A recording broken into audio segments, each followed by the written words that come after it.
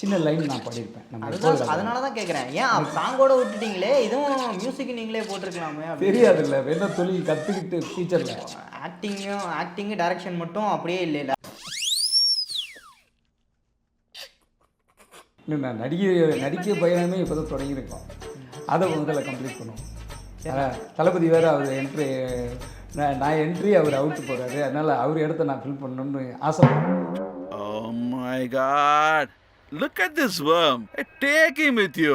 I may kill him in anger. நான் கற்றுட்டு இருக்கேன், இப்போ போயிட்டுருக்கேன் கிளாஸ் போயிட்டுருக்கீங்க. இப்போ நான் நிச்சயமாக வந்துட்டு விஜய் மாதிரி ஆட முடியலனாலும் ஒரு அல்லு அர்ஜுன் மாதிரி ஆடிடும்.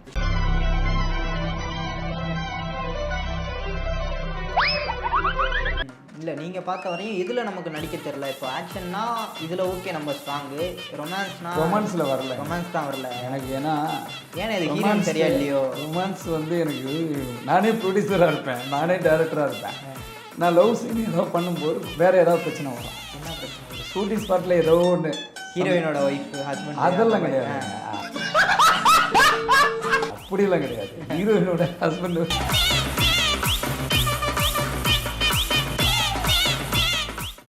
இன்றைக்கி நம்ம கூட யார் இணைஞ்சிருக்கா அப்படின்னு பார்த்தீங்கன்னா, தயாரிப்பாளர், இயக்குனர், நடிகர், இப்படி பல பரிமாணங்களில் இவரை வந்து சொல்லலாம். ஆக்டர் வின் ஸ்டார் விஜய் அவர்கள் வந்து தான் இணைஞ்சிருக்காரு. அவர்கிட்ட தான் நம்ம இன்றைக்கி வந்து பேச போகிறோம். வணக்கம் அண்ணா. வணக்கம், நல்லா இருக்கீங்களா? நல்லா இருக்கேன், நீங்கள் எப்படி இருக்கீங்க? சூப்பராக இருக்கேன். ஓகே. சினிமாவில் ஆக்டராக, டைரக்டராக இப்படி வந்து நிறையா ரோல்ஸ் வந்து பண்ணியிருக்கீங்க. நான் உங்கள்கிட்ட முக்கியமாக ஒரு விஷயம் கேட்கணும். எப்படி வந்து இந்த திரை, எதனால் வந்து இந்த திரை, எப்படி இதில் ஆர்வம் வந்து வந்துச்சு உங்களுக்கு? எனக்கு சின்ன வயசுலேருந்தே சினிமா ரொம்ப பார்க்குறது பிடிக்கும். எனக்கு வந்து ஃபீவர் வந்தால் கூட எங்கள் அம்மாக்கிட்ட போயிட்டு 5 ரூபா பணம் கொடுமா அப்படின்னு டூரிங் டாக்ஸி படத்துக்கு போயிடுவேன். எங்கள் அம்மா திட்டுவாங்க, என்னப்பா படத்துக்கு போகிற, ஹாஸ்பிட்டல் வாழ போகலாம் அப்படின்னு. படம் பார்த்தா என் மைண்டு மாறிடும், அப்போ உடம்பு நல்லா போயிடும் அப்படின்னு ஒரு சொல்லிடுவேன். அது மாதிரி சினிமா பார்த்து பார்த்து எனக்கு சினிமா ஆர்வம் அப்படியே ரொம்ப தீவிரமாகிடுச்சு. சரி, உங்களுக்கு ரொம்ப பிடிச்ச அப்படி டியூரிங் டாக்ஸ் வந்து போயிட்டு வெறி கொண்டு பார்த்தோம் இந்த படம், அந்த மாதிரி ஏதாவது இருக்கா? என்ன படம்? நிறைய படம் இருக்குது. விஜயகாந்த் படம், ரஜினி படம், கமல் படம், எனக்கு எல்லாருமே பிடிக்கும். ஏன்னா சினிமாவில் இருக்கணுன்றதுனாலையோ இல்லை வந்து சேருவோன்றதுனாலையோ எனக்கு எல்லாரையும் பிடிக்கும். இவர் தான் பிடிக்கும், அவர் தான் பிடிக்கும்னு சொல்லுவேன். எம்ஜிஆர், சிவாஜி எல்லாரோட படமும் பார்ப்பேன். எனக்கு ரொம்ப பிடிச்சது வந்து விஜயகாந்த். அதுக்கப்புறம் எப்படி இந்த ஃபீல்டுக்குள்ளே ஆர்வம் வந்துருச்சு? அதுக்கப்புறம் இந்த ஃபீல்டுக்குள்ளே வர்றதுக்குன்னு ஒரு ஜேர்னி ரொம்ப ட்ரை பண்ணேன், ரொம்ப எங்கெங்கேயோ முயற்சி பண்ணேன், ஒன்றும் செட் ஆகலை. அப்புறம் என் நண்பர் திருச்சியில் ஒருத்தர் இருந்தார். அவர் வந்து ஒரு ஆர்ட் டைரக்டருடைய அட்ரஸ் கொடுத்து என்னை வந்து பொன்னியம்மன் கோவில் ஸ்ட்ரீட்டுக்கு அனுப்பிச்சார். சரி, திருச்சியிலேருந்து சென்னைக்கு ஃபஸ்ட் டைம் அப்போ தான் வந்தேன். அதுக்கு முன்னாடி நான் விஜயகாந்த் ஃபேனுன்றனால அவர் விஜயகாந்த் சார் வீட்டுக்கு போயிட்டு அப்பப்போ பார்த்துட்டு ஃபோட்டோ எடுத்துகிட்டு, அவர்கிட்ட சான்ஸு இந்த மாதிரி சார் அவர்கிட்ட கேட்டு தான், அவர் தான் வந்து மேனேஜர் அருண் பார்க்க அப்படின்னு சொன்னார். விஜயகாந்த் சார் அருண் சார் பார்க்க சொன்னார். அருண் சார் வந்து நடிகர் சங்கத்தில் இருந்தார். அவர் போய் பார்த்தேன். அவர் சில விஷயங்கள் சொன்னார். நீ நடிக்கணும்னா நடிகர் சங்க கார்டு எடுக்கணும் அப்படின்னு சொன்னார். அது எனக்கு அப்போது பெருசாக தெரியல. சரி, ஃப்யூச்சரில் பார்த்துக்கலான்னு சொல்லிட்டு அப்படியே இப்போ வச்சுருக்கீங்களா நடிகர் சங்க கார்டு? இல்லை, நான் வந்து ப்ரொடியூசர் கார்டு இருக்குது, அது ஒன்று போதும். டைரக்டரு பண்ணுறதுக்கு, நடிக்க எதுக்குன்னாலும் ப்ரொடியூசர் ஒன்று அத்தாரிட்டி போதும். அப்போ நடிகர் சங்க கார்டு இப்போது இல்லை, இப்போ ஒன்றும் தேவையில்லாத 1 lakh 2 lakhs இன்வெஸ்ட் பண்ணி எதுக்கு? அதுக்கு வேறு ஏதாவது இன்வெஸ்ட் பண்ணலாமா? சரி, அதுக்கப்புறம் அந்த மாதிரி பார்க்க சொன்னாங்க. ஆமாம், அவர் அருண் சாரை போய் பார்த்தேன். விஜயகாந்த் சார் சொல்லி அருண் சாரை பார்த்தேன். அவர் மூலமாக எனக்கு சின்ன சின்ன லிங்க் கிடச்சிது. அது மூலமாக அப்படியே நம்ம வந்து சினிமாக்குள்ளே வந்து ஒரு நடிக்க ஆசை இருந்துச்சுன்னா மட்டும் பத்தாது, அதுக்கு உண்டான சில விஷயங்கள் வேணும். அதுக்கு மெயினாக தேவை கான்டாக்ட். அப்போ கான்டாக்ட் வேணும்னா என்ன பண்ணணும்னு என் நண்பர்கிட்ட கேட்டப்போ, நீ சினிமா பிஆர்ஓ ஆகுப்பா, அதுலேருந்து உனக்கு நிறைய கான்டாக்ட் கிடைக்கும், அப்போ நீ ஈஸியாக நடிச்சிடலாம் அப்படின்னாரு. அதே மாதிரி நான் ஒரு பிஆர்ஓ யூனியனில் போயிட்டு அசிஸ்டண்ட்டாக சேர்ந்து, எங்கள் குருநாதர் விஜயமுனி சார்கிட்ட அசிஸ்டண்ட்டாக சேர்ந்து 4 வருஷம் அசிஸ்டண்ட்டாக ஒர்க் பண்ணி அதுக்கப்புறம் பிஆர்ஓ ஆனேன். அதுக்கப்புறம் தான் நான் படம்லாம் ஸ்டார்ட் பண்ணேன். சரி, ஓகே. நடிக்கிறதுல வந்து ஆர்வம் நிறைய இருந்துச்சு. டைரக்ஷன் சைடு எப்படி, அது எப்படி ஒரு டேரக்டராக? அது ஆக்சிடெண்ட்டாக நடந்தது. ஆக்சிடெண்ட்டாக டைரக்டர் ஆகிட்டீங்களா? ஆமாம், ஆக்சுவலி நம்ம எப்போ ராஜா படம் பூஜை போட்டப்போ ஏவிஎம்மில் பால்கின்னு ஒரு டேரக்டர் வந்து ஃபிக்ஸ் பண்ணி வச்சுருந்தேன். சரி, அவர் நிறைய படத்துக்கு அசிஸ்டன்ட் டைரக்டர், அசோசியேட் டைரக்டராக ஒர்க் பண்ணியிருந்தார். என்கிட்ட ஒரு கதையை சொல்லி, இந்த கதையில் நீங்கள் ப்ரொடியூஸ் பண்ணுங்கள். ஆக்சுவலாக யார் கதை அந்த எப்போ ராஜா? கதை என்னது தான் உங்களுக்கு அவருடைய கதையை எனக்கு சொன்னார். அவர் பார்த்தீங்கன்னா 6 to 6ன்ட்டு ஒரு கதையை சொல்லி காலைல 6 மணிக்கு பார்க்கில் ஆரம்பிக்குது, ஈவினிங் 6 மணிக்கு பார்க்க முடிகிற மாதிரி எனக்கு சொன்னார். அதில் எனக்கு ஸ்கோப் கிடைக்கல. ஸ்கோப் இல்லைன்னா ஒரு இன்ட்ரெஸ்டிங் இல்லை. மக்களுக்கு என்ன தேவைன்னா ஒரு சினிமா எதுக்காக பார்க்க வராங்க, இன்ட்ரெஸ்ட்டுக்காக தான். சும்மா ஒரே இடத்துல சுற்றிக்கிட்டு இருக்கிறது அது வந்து எனக்கு மைண்ட்லேயே வரல. அதுக்கப்புறம் எனக்கு வாலிபால்னால் ரொம்ப இன்ட்ரெஸ்ட்டு. அதனால் எனக்கு வாலிபால் பிளேயர் கிடையாது, இன்ட்ரெஸ்ட்டு ரெகுலராக விளையாடுவேன். எங்கள் வில்லேஜில் ஸ்ரீலங்காவிலேருந்து கேம்ப்பு அகதியாக வந்த மக்கள் அவங்களோட நம்ம ஃப்ரெண்டாகி அவங்க கூட டெய்லி வாலிபால்லாம் விளையாடுவேன். அதில் எனக்கு இன்ட்ரெஸ்ட்டு. சரி, வாலிபாலில் வந்து இதுவரை படம் வரல. எல்லா படத்துலேயும் ஒவ்வொரு ஷாட் வைப்பாங்க, பாட்டில் ஃபைட்லலாம் ஒவ்வொரு ஷார்ட்ஸ் இருக்கும், ஃபுல்லாக ஸ்டோரியாக இருக்காது. ஸோ வாலிபாலே நம்ம கதையாக இருக்கக்கூடாதுன்னு என்னுடைய கதையை அவர்கிட்ட சொல்லி இப்படி நீங்கள் இதை டைரக்ஷன் பண்ணுங்கள் அப்படின்னு சொல்லி தான் படம் பூஜை போட்டோம். அதுக்கப்புறம் எனக்கு அவர் ப்ரொடியூசர்ஸ் ஏற்பாடு பண்ணி தரேன் அப்படின்னு சொல்லிவிட்டு நட்டாத்தூள் தவிக்க விட்டு போயிட்டார். சரி, அதுக்கப்புறம் நானே வந்து ஃபஸ்ட்டு கோ ப்ரொடியூசராக இருந்தவன் மெயின் ப்ரொடியூசராக ஆயாச்சு நம்ம. ஸோ அதுக்கப்புறம் நான் பட்ட கஷ்டங்கள் அதெல்லாம் கடந்து வந்தாச்சு. இன்றைக்கி நல்லபடியாக படம் ரிலீஸ் ஆகி 25 days ஓடி இருக்குது. இப்போ வெகு விரைவில் ஒரு பெரிய ஓடிடியில் பேசிகிட்டு இருக்கோம். நல்ல விஷயம். வெப் சீரிஸா இல்லை, படம் ரிலீஸ் ஆன படம் எப்போதும் ராஜா ரிலீஸ் ஆனிச்சு இல்லையா, அந்த படம் வந்து இப்போ ஓடிடியில் பேசிகிட்டு இருக்கோம். அது வெகு விரைவில் வரும். ஏன் இந்த கேப்பு? அது ரிலீஸ் ஆனதுக்கும் இப்போ ஓடிடியில் இத்தனை நாள் ஆனதுக்கும்? இல்லை, இப்போ இந்த இயர் எண்டுமா கரெக்டாக வந்துருச்சு, எலெக்ஷன் வந்துருச்சு, எந்த பிஸ்னஸும் யாருமே எடுத்துக்கல. ஸோ பெரிய ஆர்டிஸ்ட் படங்களே இன்னும் வந்து சேல்ஸ் ஆகாமல் பிஸ்னஸ் ஆகாமல் இருக்குது. அப்போ நம்ம வந்து சாதாரண ஒரு ஆர்டிஸ்ட்டு, மக்கள் தான் சொல்லணும் நம்ம யாருன்ட்டு, நம்ம சாதாரண ஆர்டிஸ்ட்டு. ஸோ நம்ம படம் பிஸ்னஸ் இதாக இருக்குது, டைமிங் ஆகும் கொஞ்சம். நம்ம பொறுமையாக இருந்தால் இந்த பூமி ஆளலான்னு பெரியவங்க சொல்லியிருக்காங்க. அது மாதிரி நம்ம இந்த பிளாட்ஃபார்ம் வந்து கேட்டிருக்காங்க எப்போது ராஜா படம்? இல்லை, அவங்க யாரும் கேட்க மாட்டாங்க சின்ன படத்தை, அதுவும் நியூ கமர்ஸாக வரவங்களுக்கு அவங்க நம்ம ஒரு ஓடிடி பிளாட்ஃபார்ம் நான் 4-5 பேசிகிட்டு இருக்கேன். மேக்ஸிமம் இன்னும் ஒரு 1 வீக்கில் ஏதாவது ஒன்று கன்ஃபார்ம் ஆகும். அது உங்களுக்கு தகவல் ப்ராப்பராக சொல்கிறேன். இதில் எதிர்பார்க்கலாம் அந்த மாதிரி ஒரு இல்லை, நம்ம ஒரு ரேஞ்சு இருக்குல்ல, அந்த ரேஞ்சு தான். ஓகே, நீங்களே மைண்டில் வச்சுக்கலாம். அந்த ரேஞ்சில் 3 சேனல் தான் இருக்குது, அதுலேயே நீங்கள் அமேசான் பிரைம், நெட்ஃப்ளிக்ஸ், அவ்வளோதான், அந்த மாதிரி தான். அவ்வளோதான். ஓகே, ஆப்பிள் டிவி ப்ளஸ்லலாம் எதுவும் இல்லை, நம்ம எல்லாரையும் அப்ரோச் பண்ணலாம். அவங்களுக்கு யார் வந்து எடுத்துக்கணும்னு இருக்குல்ல. ஓடிடி மட்டும் தானா இல்லை சேட்டலைட் சேனல்ஸ்? அதில் சேட்டலைட் பேசிகிட்டு இருக்கேன். கலர்ஸு, கலைஞர் டிவி, தந்தி டிவி பேசிகிட்டு இருக்கோம்.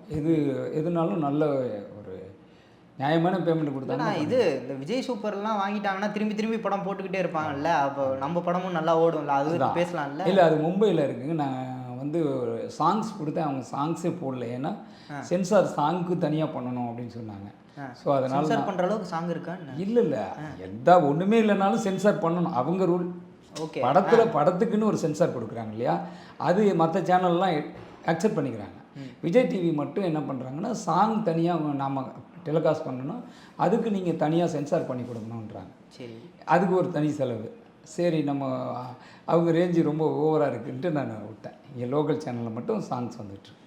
எனக்கு இன்னொரு ஆதங்கம் என்னென்னா, இது நடிகராக வந்துட்டு நடிச்சிருக்கீங்க, ஓகே, டைரக்ஷனும் வந்துட்டு பண்ணிட்டீங்க, சாங்குன்னு பேசுறதுனால கேட்குறேன், மியூசிக் சைடு ஏன் தலை காட்டவே இல்லை? அந்த சைடு இல்லை, அதையும் பண்ணியிருக்கலாமே. ஒரு பழமொழி இருக்குது, தெரிஞ்ச தொழிலை விட்டவனும் கேட்டான், தெரியாத தொழிலை தொட்டவனும் கேட்டான்னு பழமொழி இருக்குது. அதை நான் ஃபாலோ பண்ணுவேன். நமக்கு தெரியாது, பட் இன்ட்ரெஸ்ட் இருக்குது. நிறைய பாட்டெலாம் பாடிட்டுருப்பேன், சும்மாவே நான் முன்னுத்துருப்பேன். ஸோ ஃப்யூச்சரில் எனக்கு இந்த படத்தில் என் ஆர்வம் வந்து நீங்கள் கேட்டது ஒரு சாங், ஓப்பனிங் சாங் ஒரு சின்ன லைன் நான் பாடியிருப்பேன். நம்ம அதனால தான் கேட்குறேன், ஏன் சாங்கோட விட்டுட்டீங்களே, இதுவும் மியூசிக் நீங்களே போட்டிருக்கலாமே. தெரியாதுல்ல, வேணா தொழில் கற்றுக்கிட்டு ஃப்யூச்சரில் ஆக்டிங்கு டைரக்ஷன் மட்டும் அப்படியே இல்லை, அது ஏதோ பார்த்து தெரிஞ்சுக்கலாம். மியூசிக்லாம் அப்படி பண்ண முடியாது, பார்த்தோ கேட்டோ வராது, அதுக்குன்னு படிக்கணும். அதெல்லாம் 8 கட்டு 7 கட்டுன்னு இருக்குது, ஸ்வரம் இருக்குது, டெம்போவில் பாடணும், பீட்டில் வரணும், இந்த மாதிரி பல குலாப்ஸ் இதில் இருக்குது. ஆனால் அது கற்றுக்கிற ஆர்வம் இருக்குது, கூடிய சீக்கிரம் எதிர்பார்க்கலாம் ஃபியூச்சரில் மியூசிக் டைரக்டரா. ஃபியூச்சரில் இப்போ கிடையாது, இன்னும் நான் நடிக்க பயணமே இப்போ தான் தொடங்கியிருக்கோம். அதை முதல்ல கம்ப்ளீட் பண்ணுவோம்.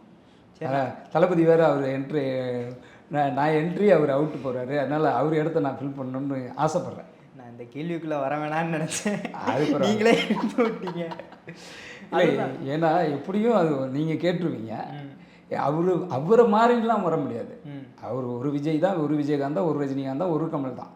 அவங்கள மாதிரி நம்ம ஃபாலோ பண்ணலாமே தவிர விஜய் மாதிரி நான் வர முடியாது. விஜய் சாரை ஃபாலோ பண்ணுவேன். எனக்கு அவருடைய சோக சாங்கில் கூட மூமெண்ட் போடுவார். அந்த மாதிரி எனக்கு ரொம்ப அவர் மாதிரி பண்ணணும்னு ஆசை. ஆமாம், ஓகே. விஜய் மாதிரி ஆகணுன்றலாம் என் ஆசை கிடையாது. பட் விஜயை ஃபாலோ பண்ணி அவருக்கு உள்ள அந்த ஃபேன்ஸை நான் கேட்ச் பண்ணணும். அவரோட ஃபேன்ஸை நீங்கள் அந்தளவுக்கு நான் உழைப்பேன்.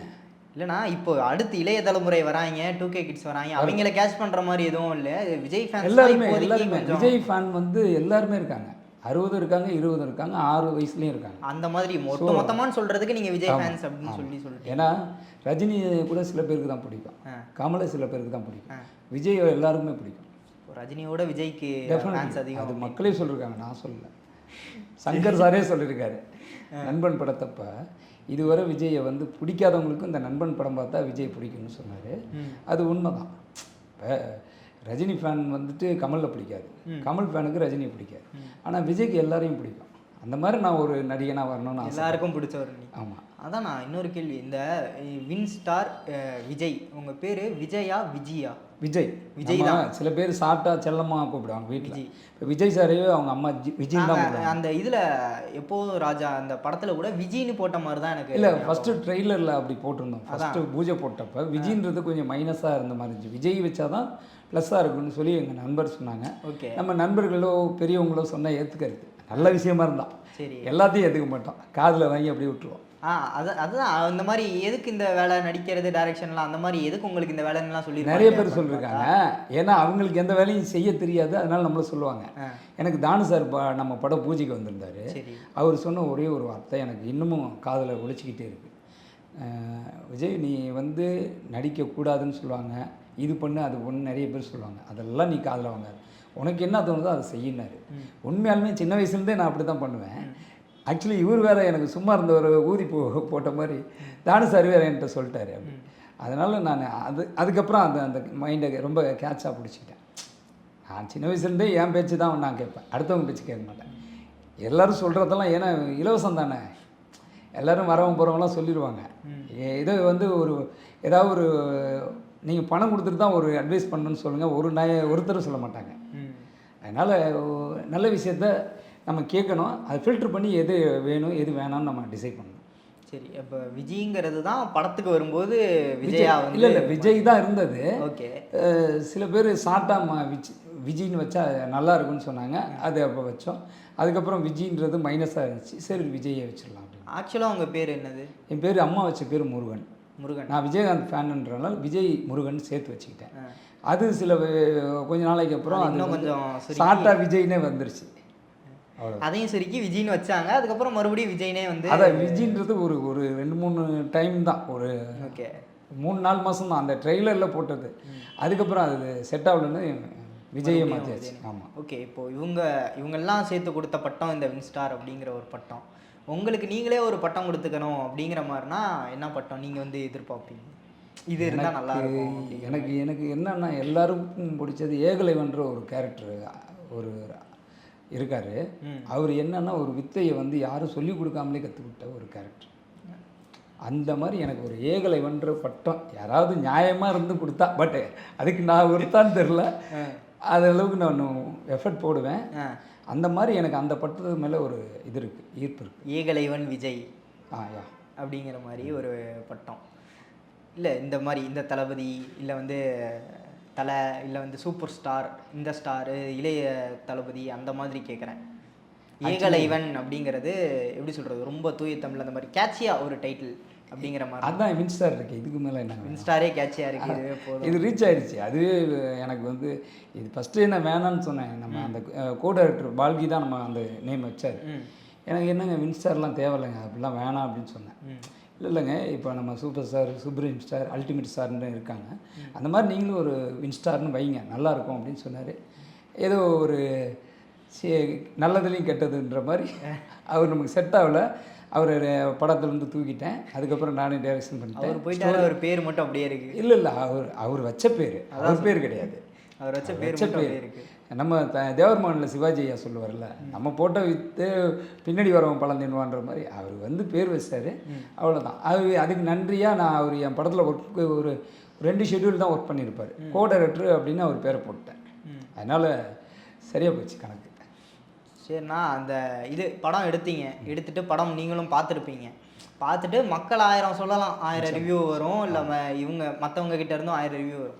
நீங்கள் பார்த்துட்டு நம்ம ஆஹா இந்த இடத்த வந்து இது இந்த மாதிரி பண்ணியிருக்கலாமே அப்படின்னு சொல்லிட்டு நீங்கள் எதுவும் நினச்சிங்களா? நம்ம வந்து இன்னும் இந்த விஷயத்த வந்து இம்ப்ரூவ் பண்ணணும் அப்படிங்கிற மாதிரி கற்றுக்கிட்ட தவறுகள் அந்த படத்தில் நிறைய இருக்குது தவறுகள். ஆனால் எனக்கு ஒரே ஒரு விஷயம், நான் யாருக்கிட்டையும் அசிஸ்டண்ட்டாக ஒர்க் பண்ணல டைரக்ஷன் டிபார்ட்மெண்ட்டில்.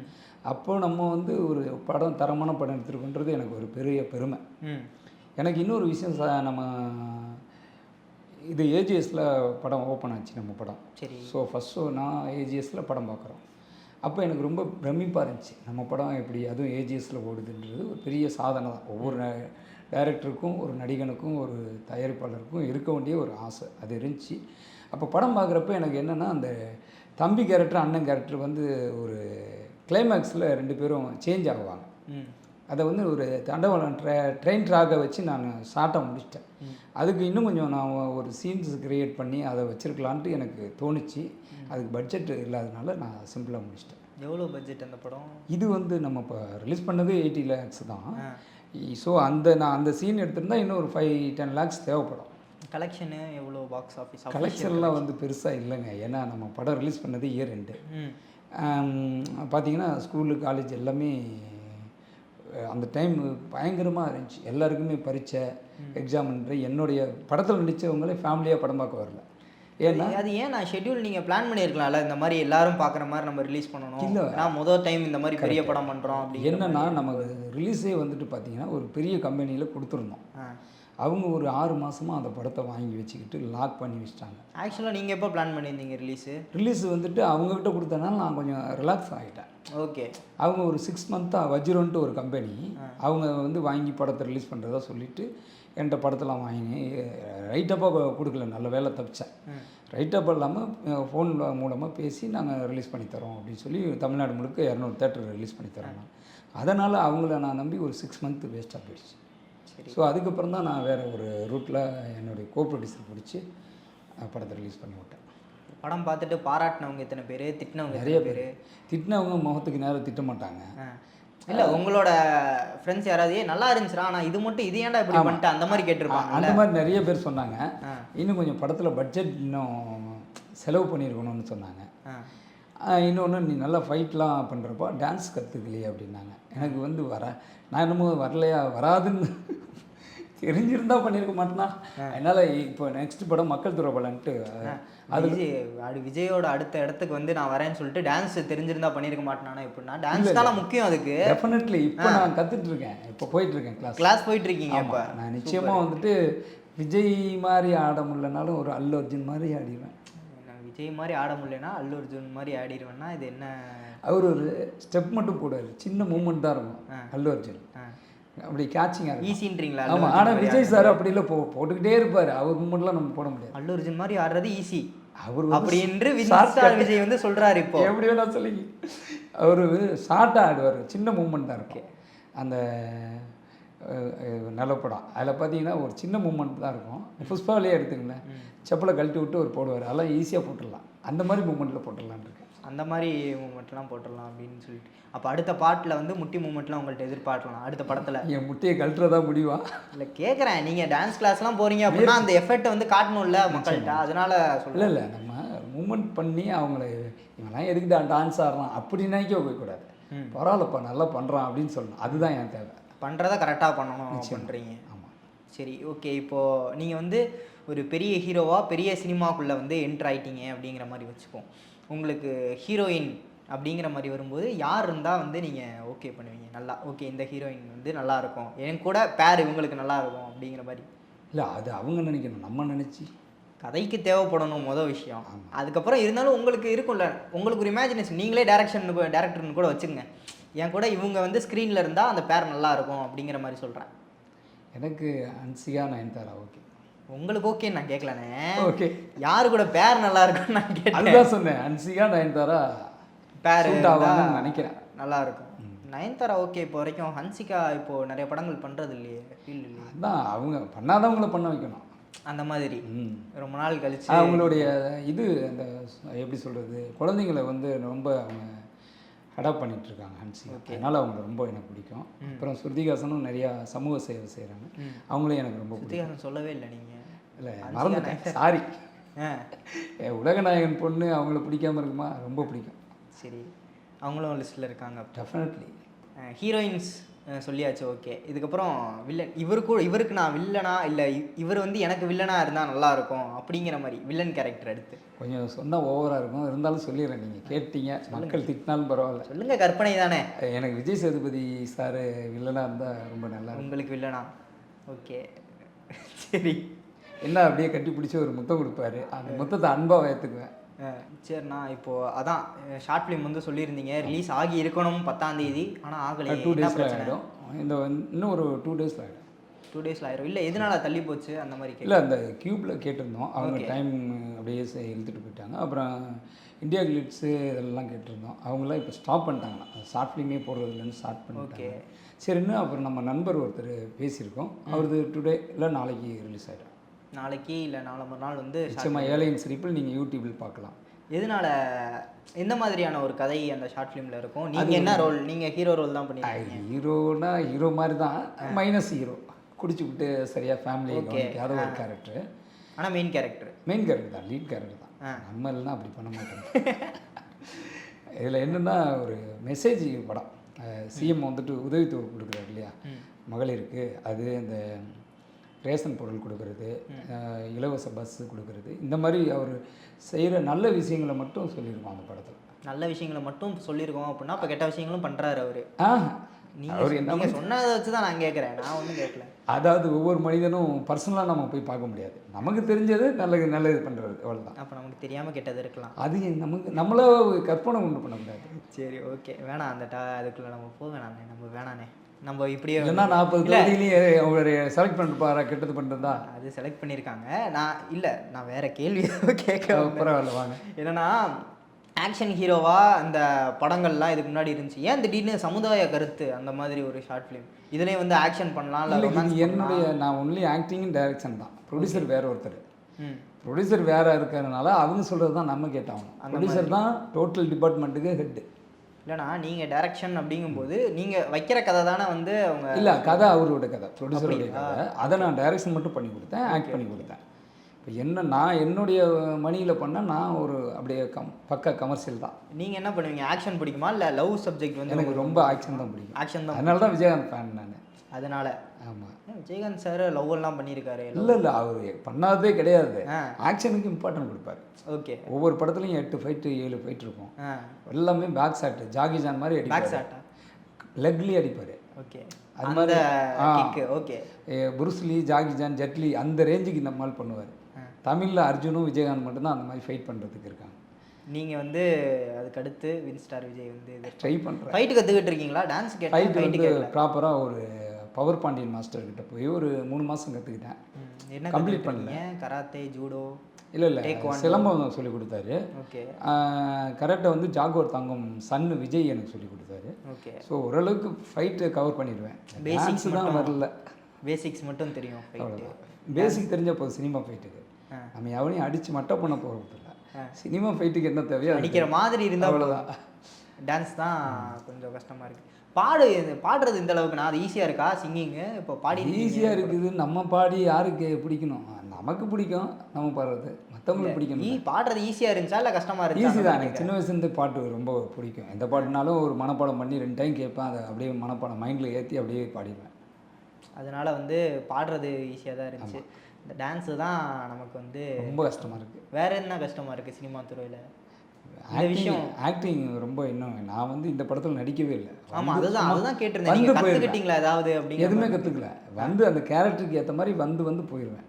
போலீஸ் இன்ஸ்பெக்டராக இருக்கட்டும், அந்த வாலிபால் பிளேயராக இருக்கட்டும், சும்மா வருவேன் அந்த சீனில். இப்போ என்ன உங்கள்கிட்ட பேசுகிற மாதிரி ஆர்டிஸ்ட்கிட்ட பேசுவேன், அவ்வளோதான். ஆக்டிங்கே இருக்காது அதில். நிறைய பேர் அதுவே பாராட்டினாங்க. பரவாயில்லண்ணே, நான் பாராட்டுறதுன்னா இப்படி ஒத்துக்கிறதுக்கே வந்து ஒரு பெரிய நல்ல விஷயம். இல்லை, நம்ம ஆக்டிங் நம்ம ஆளுங்கள்லாம் தெளிவாக இருக்காங்க. சிவாஜி சாரியே கழுவி ஊற்றிட்டாங்க. எதில்? எப்போ? ஏன்பா சிவாஜி மாதிரி நடிக்கிறேன்னு எத்தனையோ பேரை கலாச்சிருக்காங்க. அப்படி நம்மளும் ஓவர் ஆக்டிங் பண்ணக்கூடாது. முதல்ல நடிக்க தெரியலனாலும் பரவாயில்ல, ஓவர் ஆக்டிங் பண்ணாமல் இருந்தாலே போதும். அதை மக்கள் ஏற்றுக்குவாங்க. இல்லை நீங்கள் ஒத்துக்கிறீங்க, இதுவே வந்து பெரிய விஷயம். ஏன்னா ஒத்துக்கிட்டோம்னா தான் நம்ம வந்து மாற்றிக்க முடியும். நிச்சயமா. நல்லா அடுத்த இதில் நடிப்பும் வந்துட்டு அதுக்கு ப்ராக்டிஸ் ஏதாவது தனியாக இல்லை, கண்ணாடியை ஒரு பார்த்து 2-3 படம் ரிலீஸ் ஆகிட்டாலே ஓரளவுக்கு நமக்கு தெரிஞ்சிடும் சின்ன சின்ன தவறுகள். அது திருத்திக்க கொண்ட ஒரு கரெக்டான நம்மளே திருத்திக்கலாம். இல்லை நீங்கள் பார்த்த வரையும் இதில் நமக்கு நடிக்க தெரில. இப்போ ஆக்ஷன்னா இதில் ஓகே நம்ம ஸ்ட்ராங்கு, ரொமான்ஸில் வரல, ரொமான்ஸ் தான் வரல எனக்கு. ஏன்னா ஏன்னா இது ஹீரோயின் சரியா இல்லையோ? ரொமான்ஸ் வந்து எனக்கு, நானே ப்ரொடியூசராக இருப்பேன், நானே டைரக்டராக இருப்பேன். நான் லவ் சீன் ஏதோ பண்ணும்போது வேறு ஏதாவது பிரச்சனை வரும். என்ன பிரச்சனை வரும்? ஷூட்டிங் ஸ்பாட்டில் ஏதோ ஒன்று, ஹீரோயினோட ஒய்ஃப் ஹஸ்பண்ட், அதெல்லாம் கிடையாது, அப்படிலாம் கிடையாது. ஹீரோயினோட ஹஸ்பண்டு எல்லாமே சின்ன பொண்ணுங்களை தான். மும்பைலேருந்து ஹீரோயின்லாம் நம்ம அதான் ஏன் தமிழில் ஹீரோயினே இல்லையா? இருக்காங்க, என் கண்ணில் இன்னும் பண்ணல. அந்த மாதிரி யாராவது பார்த்துக்கிட்டு இருந்தீங்கன்னா அண்ணன் கண்ணில் பட்டீங்க அப்படின்னா உங்களுக்கு ஹீரோயின் சான்ஸ் வந்து வழங்கப்படும். நிச்சயமாக. அவங்க ப்ராப்பராக சினிமாவுக்கு தேவையான சில விஷயங்கள், டான்ஸு, ஆக்டிங் கற்றுருந்தாங்கன்னா கொடுத்துடலாம். இப்போ நம்ம கற்றுக்குறோம்ல, அந்த மாதிரி அவங்களும் கற்றுக்குவாங்க. இல்லை, நம்ம கற்றுக்கலான்னா நம்ம ஸ்பெண்ட் பண்ணலாம். நம்ம ப்ரொடியூசர்ன்றனால நம்ம செலவு பண்ணிக்கலாம். அடுத்தவங்களுக்கு வந்து நம்ம போய் எல்லாத்தையுமே ஒரு வீடை கட்டி நம்ம குடியேறதை விட கட்டின வீட்டில் குடியேறது நல்லது. சரி, ரைட்டு. அதுதான் ஹீரோயின் வந்து வேற எப்படி, அவங்களுக்கு தமிழ் தெரியுமா நீங்கள் நடிக்கும்போது? ரொம்ப இல்லை, அந்த பொண்ணு கொஞ்சம் அண்டர்ஸ்டாண்ட் பண்ணுவாங்க. அப்புறம் நம்ம அசிஸ்டன்ட் டைரக்டர் ஒரு லேடி இருந்தாங்க, அதனால சமாளிச்சிட்டீங்க. 2 ஜென்ட்ஸ் இருந்தாங்க, அவங்க சொல்லி கொடுத்துருவாங்க. எனக்கு வந்து ஃப்ளோவாக இங்கிலீஷ்லாம் பேச வராது, நான் தமிழ் தான் எனக்கு வரும். அதனால் அவங்கள மேனேஜ் பண்ணிக்க சொல்லிடுவோம். உங்கள் மேனேஜ் இல்லை, நீங்கள் ரொமான்ஸ் பண்ணும்போது அவங்கள்ட்ட இன்ட்ராக்ட் பண்ணும்போது அவங்க சொல்லி கொடுத்துருவாங்கல்ல, இந்த மாதிரி பண்ணால் அந்த மாதிரி. Okay okay. அந்த பொண்ணு கொஞ்சம் அண்டர்ஸ்டாண்ட் பண்ணிக்குவோம், அது ஒன்றும் பெரிய ப்ராப்ளம் கிடையாது. ரொமான்ஸ் தான் நான் வர மாட்டேங்குது, அதுக்கும் எதுவும் ட்ரைனிங்? அதுக்கு என்ன ட்ரைனிங் இருக்குது கேட்குறேன். ஒரு 4-5 படம் வந்தால் அதை வந்துடும் தன்னால். அதுவும் ரொமான்ஸ் பழகிடுவீங்க. அது வராதுன்னு ஒன்றுமே கிடையாது, நம்ம வர வைக்கணும். அதனால தான் கேட்டேன் மியூசிக் எப்போனா அப்படிங்கிற மாதிரி. அதான் நீங்கள் ஆசைப்பட்டீங்களா, உங்களுக்காகவே ஒரு படம் ஃபியூச்சரில் பண்ணுவோம், இப்போ கிடையாது. ஓகேண்ணா, சூப்பர். அடுத்து அந்த ஷார்ட் ஃபிலிமுக்கு ரிலீஸ் ஆகிறதுக்கு நாங்கள் அவளோட வெயிட் பண்ணுறோம். ரிலீஸ் ஆகிட்டா அது எந்த மாதிரி போகுதுன்னு பார்ப்போம். அடுத்த படம் எப்போ பிளான் பண்ணியிருக்கீங்க? இப்போ மக்கள் துரோகம் ஒரு 40% ஷூட்டிங் கம்ப்ளீட் ஆகிடுச்சு. ஓகே, இன்னும் ஒரு 60% இருக்குது. நம்ம அடுத்த மாதம் பெங்களூர் போகிறோம் ஷூட்டிங்கு. அது போயிட்டு ஒரு மேக்ஸிமம் இன்னும் ஒரு 2 மாதம் 3 மாதத்தில் அந்த படம் கம்ப்ளீட் ஆகிடும். ஓகே, திரையில் நீங்கள் பார்க்கலாம். அடுத்தடுத்து இன்னும் நடிப்பு அந்த மாதிரிலாம் நிறைய கற்றுக்கிட்டு இன்னும் நல்லா பண்ணுவீங்க அப்படின்னு சொல்லிட்டு ஒரு நம்பிக்கையோட நாங்களும் எங்கள் சேனல் சார்பாக வந்து வாழ்த்துக்கிறோம். நன்றி. உங்கள் சேனலுக்கு நன்றி, உங்கள் அனைவருக்கும் நன்றி.